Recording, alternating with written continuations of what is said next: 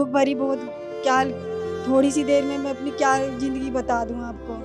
बहुत दुख काटे हैं मैंने, बहुत दुख काट के अभी भी पता नहीं कैसे घर से वहाँ से निकल के आई हूँ मैं। अरेंज मैरिज थी, मम्मी पापा ने देख के आए थे, मैंने तो देखा ही नहीं था। और जब शादी हुई थी उसी दिन देखा था मैंने। तो शादी के बाद तो थोड़े दिन सही रहा, लेकिन धीरे धीरे वो अपना रंग दिखाते रहे। लेकिन आते अपने दोस्त को भी साथ लेके आते, खुद तो करते ही थे और अपने दोस्त को भी कहते थे कि इसके साथ शारीरिक संबंध बना। ससुर ने भी किया मेरे साथ, सास को सब पता था। मैंने सास को बताई तो कह रही मेरे को तो पहले से ही पता है कि तेरे साथ क्या हो रहा है। देवर भी ऐसे ही निकला, जब देवर को मना करती तो वो भी मारता पीटता, ससुर भी करता, मना करती तो वो भी मारते पीटते थे मेरे को। ये 2020 से चल रहा है, जो पहला लॉकडाउन हुआ था। नहीं, डर के मारे नहीं बताया, जब भी धमकी दे रहे हैं, अगर किसी को बताया, अपने मम्मी पापा को बताया, अपने भाई को बताया या अपनी बहन को बताया तो उन्हें भी जान से मार देंगे, तेरे बच्चे हैं उन्हें भी जान से मार देंगे। वो निकल नहीं पाई, मैं कह रही हूँ ना, बहुत मुश्किल से मैं ही निकल पाई थी।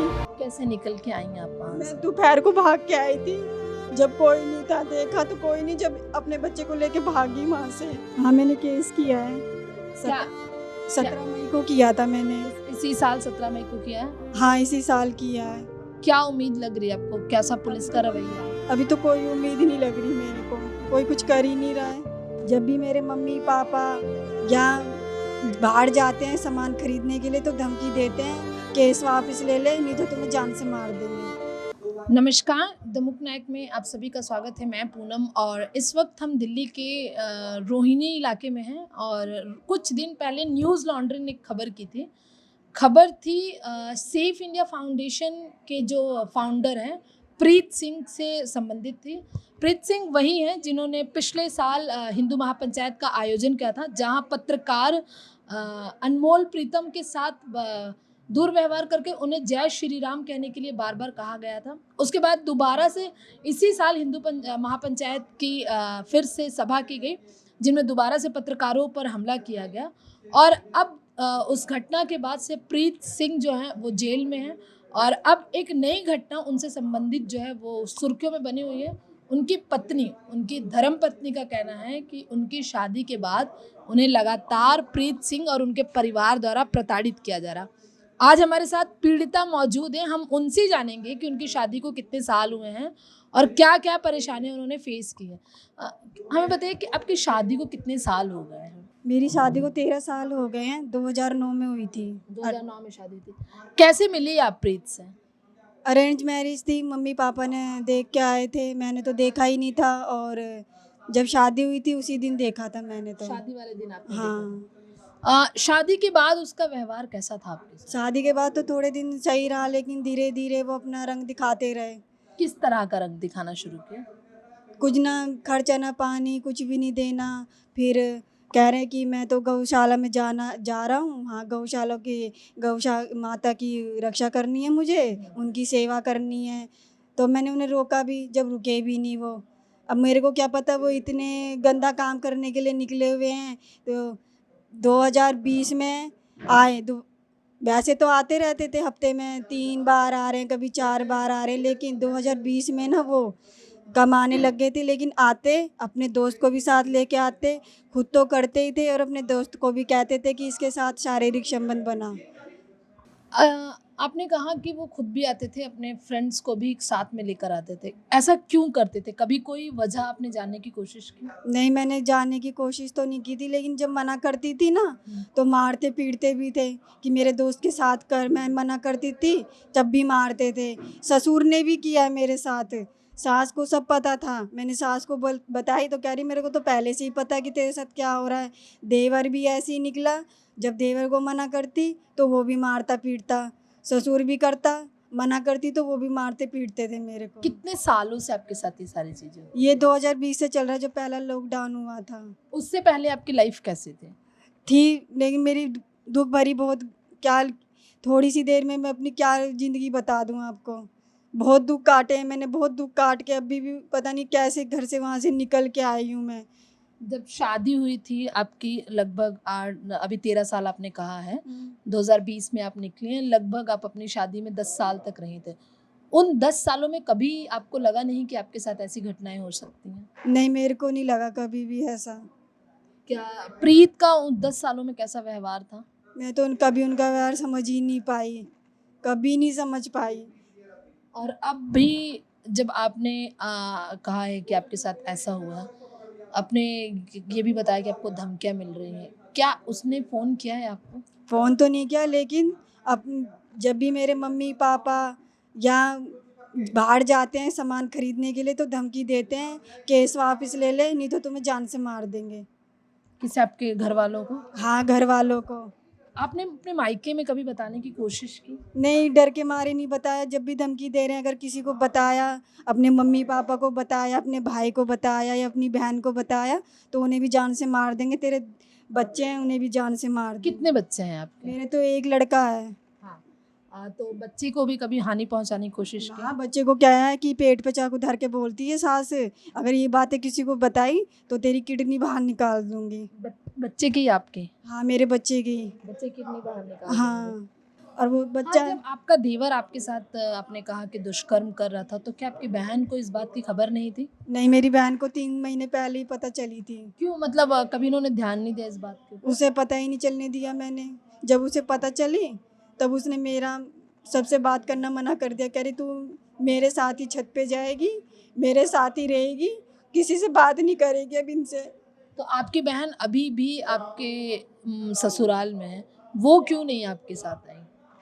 वो निकल नहीं पाई। मैं कह रही हूँ ना, बहुत मुश्किल से मैं ही निकल पाई थी। कैसे निकल के आई आप वहाँ से? मैं दोपहर को भाग के आई थी, जब कोई नहीं था, देखा तो कोई नहीं, जब अपने बच्चे को लेके भागी वहाँ से। और बहन कहाँ थी आपकी उस वक्त जब आपने? वो बहन सो रही थी क्योंकि उसका एक साल का बच्चा है, तो वो जैसे ही वो सो गया तो मैं उसको लेके भाग गई अपने बेटे को। जब शादी हुई आपकी तो प्रीत उस वक्त क्या काम करते थे? अभी जैसे वो सेफ इंडिया फाउंडेशन के जो हैं वो संस्थापक हैं, एक एनजीओ है उनका। उस वक्त जब शादी थी तब क्या करते थे? वो अपने भाई की दुकान पे बैठते थे उस टाइम, ऑटो पार्ट्स की। और उसके बाद वो लंबे समय तक यही जॉब करते रहे? हाँ, यही करते रहे। फिर उन्होंने अपनी बाइक की दुकान खोली थी, वो भी 1-2 साल ही चली, फिर वो भी बंद कर दी इन्होंने। अभी जब ये बातें हो रही थी तो मैं भी सुन रही थी कि उनके मल्टीपल्स अफेयर्स की बात हो रही थी। क्या आपको कभी भनक लगी कि उनके और अन्य महिलाओं के साथ भी अफेयर है? नहीं, मेरे को पहले कुछ नहीं पता था। कब पता चला कि और भी महिलाओं के साथ उनकी बात? वो तो बाद में पता चला जब अब भाग भाग के आई हूँ। मतलब अभी आपको कुछ दिन पहले पता लगा? हाँ, है? कुछ दिन पहले ही पता चला है मेरे को। किसने बताया आपको कि उनके और भी लोगों के साथ अफेयर थे? एक भैया है, उन्होंने बताया मेरे को। कि उनका और भी लोगों के साथ अफेयर है। उसके व्यवहार से कभी आपको लगा है कि इतना क्रूरल कोई बंदा इंसान हो सकता है? मुझे तो 2020 में ही पता चल गया था, बहुत गंदा आदमी है ये। धमकी देता है, हम यूपी के गुंडे हैं, हम किसी को भी मरवा सकते हैं, हमारी कानून तो हमारी जेब में रहता है, हैं? प्रशासन हमारा कुछ नहीं बिगाड़ सकता, तू भी कुछ नहीं बिगाड़ सकती, तेरे माँ बाप भी कुछ नहीं बिगाड़ सकते हमारा। हिंदू संगठन में बहुत एक्टिव हैं आपके पति जो हैं। क्या आपको क्या लग रहा है कि इतने ज़्यादा धर्मी है, उनका जो फेस है वो दिखाया जा रहा है? ऐसा हो सकता था, कभी आपने सोचा था कि जो व्यक्ति धर्म को लेकर इतना काम कर रहा हो वैसे करेगा?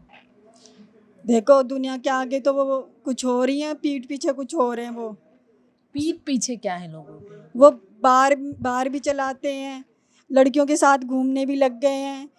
मेरे को कुछ नहीं पता था, मैं कह रही हूँ ना, मेरे को अब पता चली थी इनकी असलियत धीरे धीरे। पहली बार आपके ससुर ने आपको कब परेशान किया? मेरे ससुर ने भी जब इसे शुरू कर दिया तो 2020 से इन्हों कह रहे हैं, मैं तेरा पति तो छोड़ के चला गया है, अब तू मेरे साथ रहने लग जा। कहाँ छोड़ के गया? उनको बताकर गया था क्या? मेरे को नहीं पता। आपको नहीं पता था? नहीं। तो मतलब आप अपने पति से 2020 से साथ नहीं रह रही हैं? क्या वो आते थे, 2020 में आते थे, कभी कभार आते थे अपनी मौज मस्ती करने के लिए, और अपने दोस्त को लेके आते थे साथ में। दोस्त यहीं का है वो भी? वो मुझे नहीं पता वो कहाँ का दोस्त है, लेकिन मैं उसे देखूंगी तो पहचान लूंगी उसे। पहचान लेंगे। हाँ। मारते भी थे क्या? हाँ, मारते भी थे। मैंने अपनी बहन को बताया ना, तो मेरी बहन ने अपने पति से बताया, तो उसका पति भी बोला जो हो रहा है उसके साथ अच्छा हो रहा है। अच्छा, आपका देवर कह रहा था? नहीं, मेरे जेठ कह रहे थे। वो आपके जेठ हैं? हाँ। वो कह रहे हैं कि जो वो अच्छा है। कितने भाई हैं प्रीत? ये 3 भाई हैं। देवर आपका देवर, आपके ससुर और आपके पति और उसके फ्रेंड ने आपके साथ दुष्कर्म किया। हाँ। तो जेठ ने साथ नहीं दिया आपका? नहीं, मेरे साथ नहीं दिया, मेरी बहन को बल्कि और मारा, कह रहा तू चुपचाप बैठी रही यहीं पर ही। आपने जब अपनी बहन को बताया तो? हाँ, मेरी बहन ने कही थी, कह रही ये क्या हो रहा है इसके साथ, तो उसको भी मारा था। मारा था। हाँ। क्या अब आपको लग रहा है आपने केस किया है क्या? हाँ, मैंने केस किया है। क्या 17 मई को किया था मैंने। इसी साल 17 मई को किया है? हाँ, इसी साल किया है। क्या उम्मीद लग रही है आपको? कैसा पुलिस का रवैया? अभी तो कोई उम्मीद नहीं लग रही मेरे को, कोई कुछ कर ही नहीं रहा है। पुलिस की तरफ से कोई आपको किसी तरह की सहायता? अभी कोई सहायता नहीं मिल रही पुलिस की तरफ से। कभी ऐसा हुआ है जब आपको इन लोगों ने परेशान किया हो कि हमें बच्चा चाहिए या उस बेटा चाहिए, इस तरह की कभी कोई बात हुई हो? पहले तो कभी कोई बात नहीं हुई थी ऐसी। पहले नहीं हुई थी? नहीं। हाँ, एक बार क्या था कि और बच्चा क्यों नहीं करती, और बच्चा क्यों नहीं करती है। सास, ससुर या पति, मतलब कौन ज़्यादा परेशान कर रहा था? सास ही करती थी। अच्छा, अब आपने बहुत सालों बाद अपने मायके में ये बात बताई है। हाँ। क्या नहीं बताने की वजह क्या थी? मतलब लड़कियां सबसे ज़्यादा क्लोज अपनी माँ की होती है, लेकिन आपने अपनी मम्मी से भी इतने सालों तक ये बात, क्या वजह थी? कि आपको डर था कि आपके फैमिली वाले को परेशान करेंगे? हाँ, वो इंसान कुछ भी कर सकता था। जब धमकी देने लग रहा है कि मैं तेरे माँ बाप को, तेरे भाई बहनों को, बच्चों को, सबको जान से मार दूंगा, तो इसी डर के मारे मैं चुप थी। मतलब ये सारी चीज़ें इन 3 सालों में ही आपके साथ रही हैं, पहले 10 साल सब कुछ सही था। हाँ। तो ये थी हमारे साथ वो पीड़िता प्रीत सिंह की पत्नी, जो हमें बता रही थी कि शादी के 10 साल तो सब कुछ स्थिति नॉर्मल थी, मतलब जैसे एक नॉर्मल पत्नी की होती, लेकिन 10 साल के बाद 2020 में जैसे ही लॉकडाउन लगा, प्रताड़ना का वो सिलसिला शुरू हुआ जो कभी नहीं थमा। यहाँ तक कि उसे पीटा जाने लगा, यौन शोषण किया गया, घर में रहने वाले सभी पुरुषों ने उसके साथ यौन शोषण किया, और यहाँ तक कि जब अब न्याय की बात है तो पुलिस भी उनका साथ नहीं दे रही है।